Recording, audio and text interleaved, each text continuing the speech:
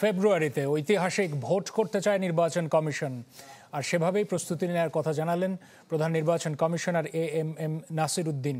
CEC জানালেন, বিদ্যমান আইনে সংখ্যানুপাতিক পদ্ধতিতে নির্বাচনের কোনো সুযোগ নেই।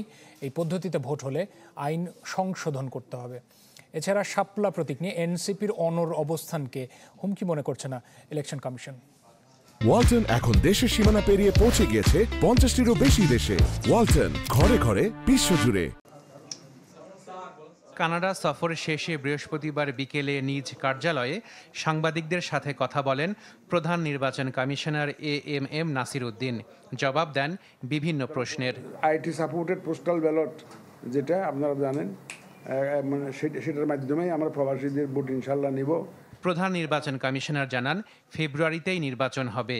সেটি ধরেই নির্বাচনের চূড়ান্ত প্রস্তুতি নিচ্ছে কমিশন। ফেব্রুয়ারিতে ইলেকশন করার জন্যই প্রস্তুতি, আমাদের চূড়ান্ত প্রস্তুতি চলছে।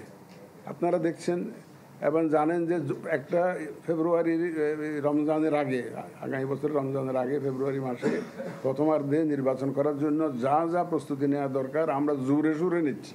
পিআরটা তো আরপিইউতে তো নাই, আমার সামনে তো আরপিইউ। আমি তো আমাকে যদি আরপিইউটা বদলাইয়া যদি এটা অন্য একটা দিয়ে দেয় তাহলে এটা আইন না বদলাইলে তো পারি না আমি। কথা বলেন এনসিপির চাওয়া শাপলা প্রতীক নিয়ে। জানান, দলটির বক্তব্যকে হুমকি মনে করছে না কমিশন। সিইসি বলেন, আরও কিছু তথ্য নেয়ার কারণেই নতুন দলের নিবন্ধন দিতে দেরি হচ্ছে।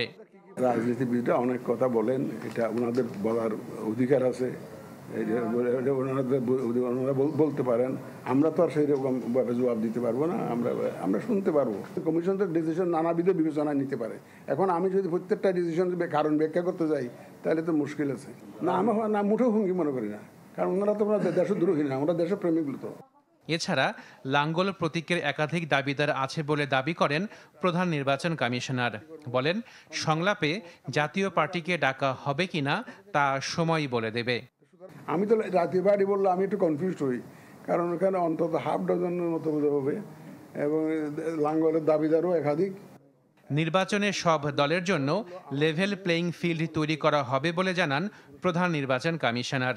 ওনাদের সহযোগিতা ছাড়া যে সুন্দর নির্বাচন করা এটা সম্ভবপর নয়, এটা তো ঠিকই। আশেকিন প্রিন্স, চ্যানেল 24, ঢাকা।